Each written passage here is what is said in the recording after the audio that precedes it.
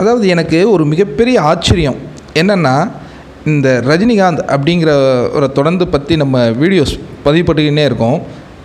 அது வந்து ஒரு சாதாரண விஷயம் கிடையாது.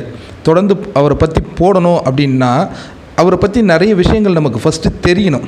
அதற்காக நான் சில விஷயங்கள்லாம் பார்த்துக்கிட்டு இருக்கும் பொழுது, அதாவது தலைவருக்கு வந்து யோகா தெரியும் அப்படிங்கிறதுக்கு நமக்கு நல்லாவே தெரியும்.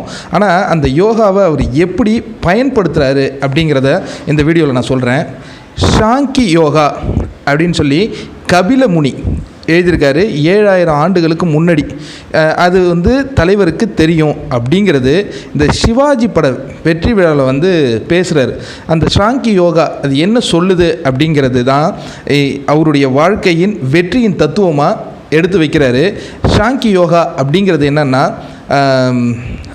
ஆசைப்படு, அத்தனைக்கும் ஆசைப்படு அப்படிங்கிற ஒரு அதுதான் இப்போ லேட்டஸ்ட்டாக முனிவர்கள்லாம் சொல்கிறாங்க.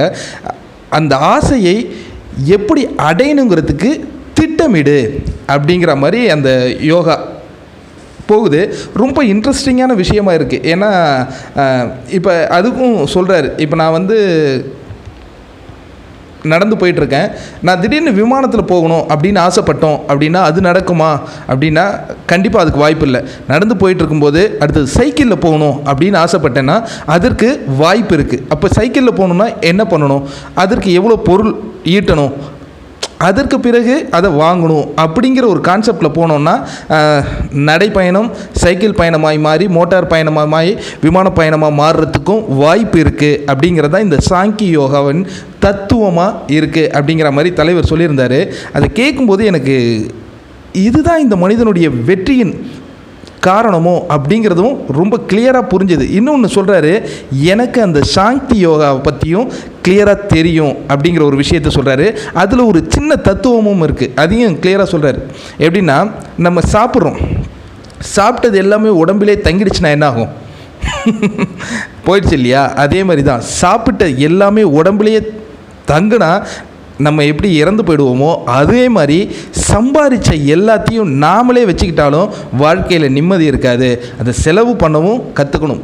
சம்பாதிக்கிறது எப்படி ஒரு கலையோ செலவு பண்ணுறதும் அந்த மாதிரி ஒரு கலை தான் அப்படிங்கிற மாதிரி இதை விவரித்து அவர் பேசும்பொழுது தான் தெரியுது இவரை ஏன் எல்லாம் மகான் தலைவர் அப்படின்னு கொண்டாடிட்டு இருக்காங்க அப்படிங்கிறதுக்கான விஷயங்கள் இது புரியுது. இன்னொரு ஒரு சின்ன ஒரு வாழ்க்கையின் முன்னேற்றத்திற்கு ஒரு கதை அதில் சொல்கிறாரு. எப்படின்னா, ஷங்கர் வந்து சிவாஜி படத்தின் மாபெரும் வெற்றிக்கு காரணம் வந்து தலைவர் தான் அப்படிங்கிற மாதிரி இம்ப்ரெஸ் பண்ணி பேசினார். இந்த படத்தில் அவருடைய ஆக்ஷன், அவருடைய ஸ்டைலு, டான்ஸ் எல்லாத்தையும் சொல்கிறார் இல்லையா?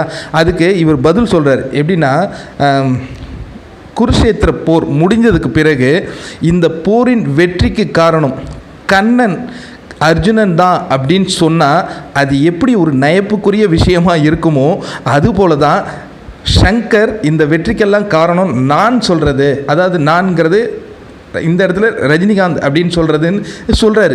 இது எவ்வளோ ஒரு பெரிய வார்த்தை இல்லையா? இப்போ நம்மளை பார்த்து ஒருத்தன் இந்த வெற்றிக்கெல்லாம் காரணம் நீ தான் அப்படின்னு சொன்னால் நம்ம என்ன பண்ணுவோம்? அக்செப்ட் பண்ணிப்போம். ஆனால் இவர் என்ன சொல்கிறாருன்னா, யார் அதை உருவாக்குனாங்களோ அவங்களுக்கு அந்த கிரெடிட் போகணும் அப்படிங்கிற ஒரு விஷயத்தையும் ரொம்ப தெளிவாக சொல்லியிருக்காரு. ஏன்னா உங்களுக்கு மகாபாரதம் நல்லா தெரியும்னு நினைக்கிறேன்.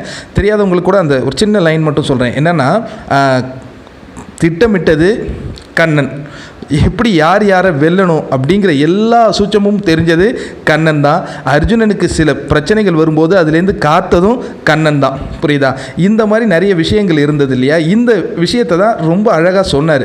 இன்னொன்று, வாழ்க்கையில் ஜெயிக்கணும்னா என்ன பண்ணணும் அப்படிங்கிறதுக்கும் ஒரு விஷயம் இதுவும் அந்த கபிலமுனி சொன்ன அந்த யோக கலையில் தான் இருக்குது அப்படின்னு சொல்கிறாரு. இப்போ நான் ஒரு விஷயத்தை சாதிக்கணும்னா ஃபஸ்ட்டு அதற்கான கோலை உருவாக்கிக்கிட்டு அதற்கான திறமைகளை வளர்த்துக்கணும். அது மட்டும் இல்லை, அந்தந்த துறையில் யாரெல்லாம் திறமையாக இருக்கிறாங்களோ அவங்களெல்லாம் தன் கூட சேர்த்துக்கணும். இந்த மாதிரி நம்ம ஒரு கட்டமைப்பை உருவாக்கிக்கிட்டோம் அப்படின்னா வானத்தையும் நம்மளால் தொட முடியும் அப்படிங்கிற மாதிரி பேசுகிறாரு.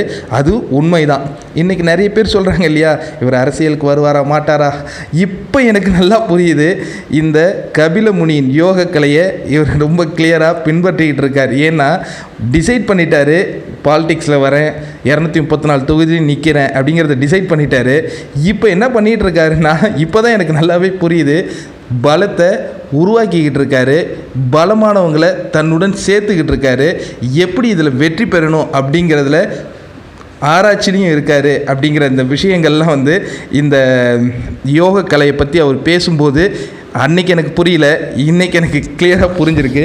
புரிஞ்சதை நான் உங்களுக்கு பதிவிடுறேன். பிடிச்சிருந்ததுன்னா லைக் பண்ணுங்கள், ஷேர் பண்ணுங்கள். நன்றி, வணக்கம். சேனல் பிடிச்சிருந்ததுன்னா சப்ஸ்கிரைப் பண்ணுங்கள், லைக் பண்ணுங்கள், ஷேர் பண்ணுங்கள். நம்ம குட் ஹெல்த்தை சப்போர்ட் பண்ணுங்கள். நன்றி.